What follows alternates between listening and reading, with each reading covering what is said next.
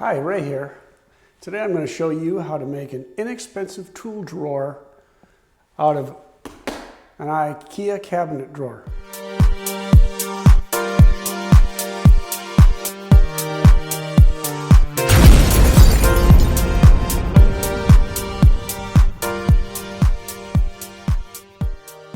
A while back, a friend of mine gave me a couple of old drawer glides.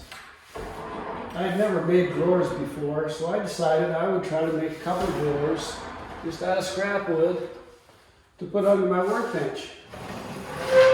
It worked pretty well, other than on the inside, they're kind of a mess. This whole general area here is kind of a mess. You know by now, I don't like mess. We're going to clean this up. You can see in this drawer, I've just got a lot of clamps and there's some tin cutters. It's all kind of a jumbled mess here and it's hard to find things. This drawer here is a little more organized because I built some drawer organizers in there when I put this together, but it's still not great. And I think I can replace both of these with one drawer cabinet.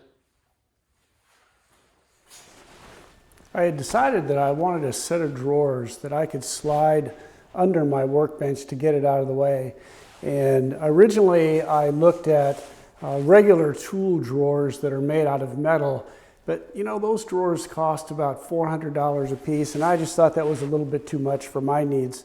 So I got this idea actually from a channel called Shop Nation, and I'll reference that channel down below because he does a great job. It's a really good channel. And he used this underneath, he slid this underneath a desk that he built in his office. It's called Alex, that's the version of the drawers by Ikea. And I thought, you know, this would actually work just fine as a tool drawer. So we're going to give that a try.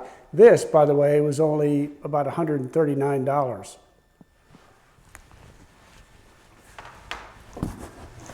Ikea always packs their stuff very efficiently. So the first thing you'll want to do is to take all these parts and pieces out, start to read the instructions and kind of put them in the order that you want them in to put them together. One caution, when you buy Ikea stuff, this is all pressed wood in here and it's really, really heavy. This box with this cabinet must weigh, I'm going to guess, 70, 80 pounds.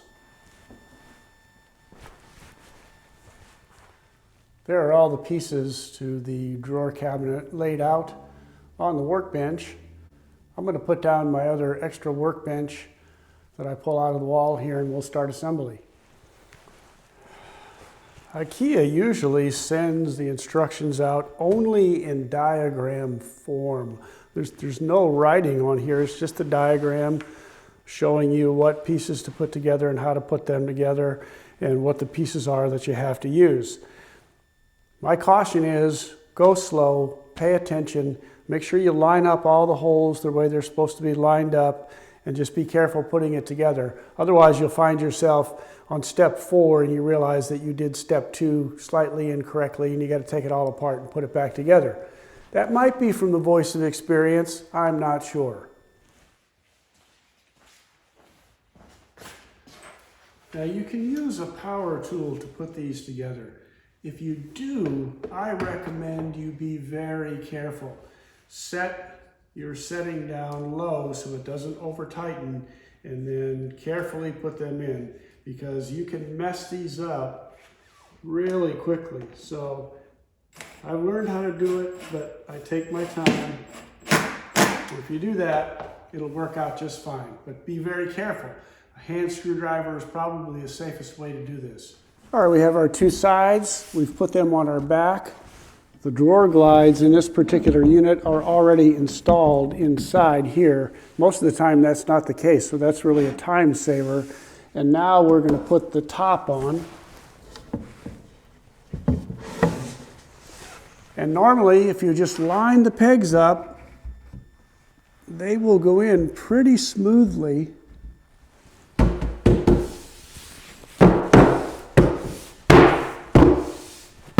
And then you just have to go inside and tighten it down. You can see that as we go to put the bottom on here, that they've given us these wood dowels. The dowels will help you to get the bottom lined up and get that on there and help stabilize it for the next step, which is to put the screws in that hold the bottom.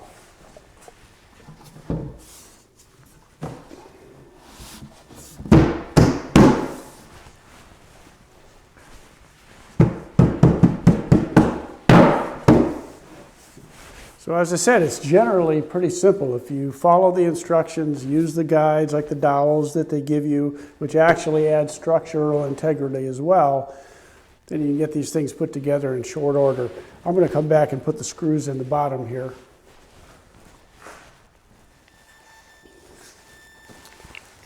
So the next step here is to put these wheels on. I'm not sure how well these are going to work. They're kind of small plastic wheels. If I don't feel as though these are sturdy enough or roll well enough, then I'll go up to Home Depot and I'll get some heavier rubber wheels to put on here. But we'll give these a try.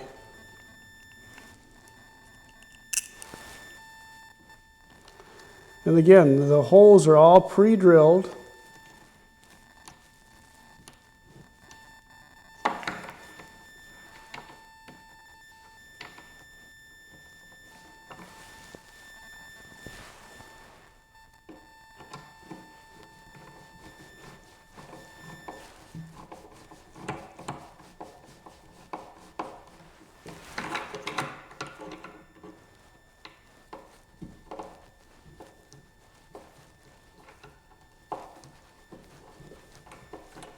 There are 4 screws for each one of these wheels.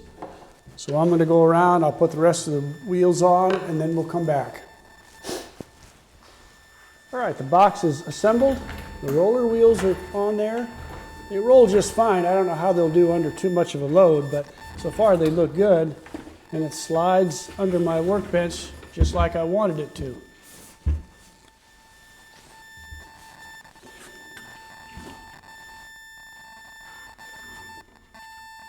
And how about that? My door is closed in front of it. So far, so good. Next step here is to build our drawers. So you take your drawer front here, your face, put a couple of these screws in there. You put your alignment pegs in the sideboards here.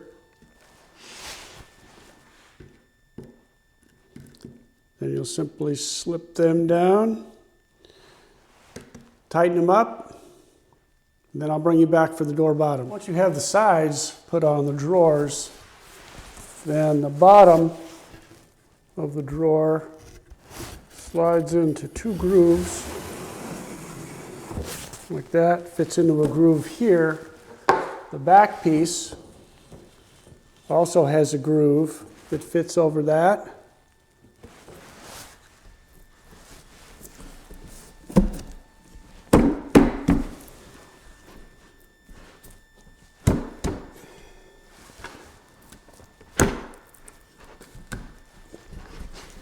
And then they give you these little plastic, I don't even know what you call these things. They're little holders of a sort.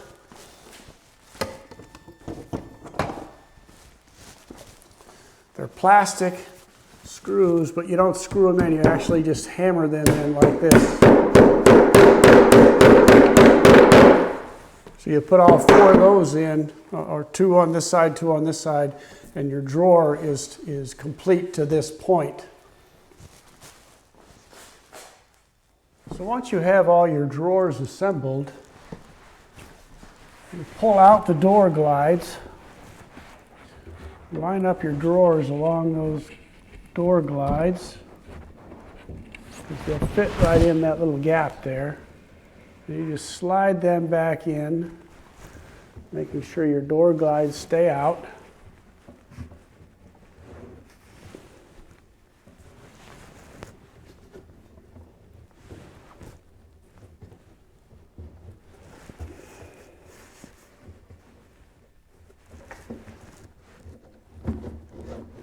And then once the door glides get to the end, then You simply go inside of each drawer. There's a screw on the side of each drawer, and that will line up and attach the drawer to the glide.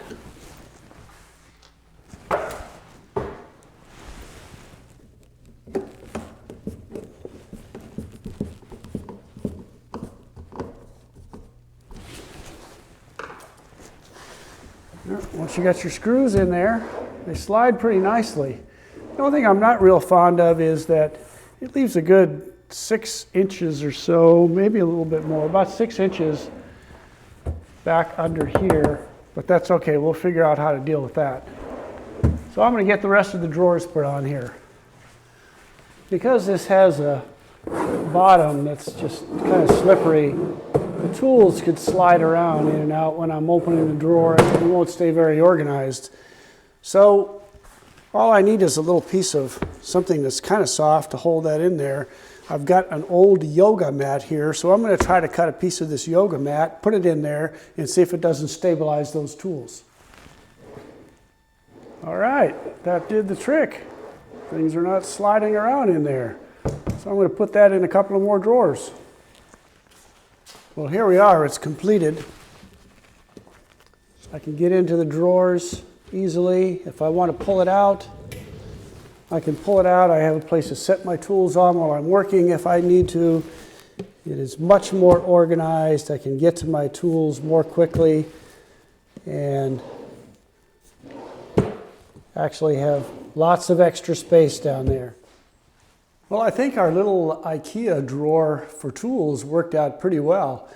Again, I looked at a nicer metal toolbox and they were $400 and up. This was $130 something. I'll put that on the video for you so you know for sure.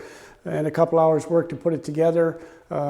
Really a pretty simple project and I think very effective. It looks great. It slides under my workbench. I can still close everything up down here. But when I need the tools, I can roll them out and use them wherever I want in the garage. I hope this idea was helpful to you. If it was, don't forget to hit that like button and subscribe. And thanks for watching.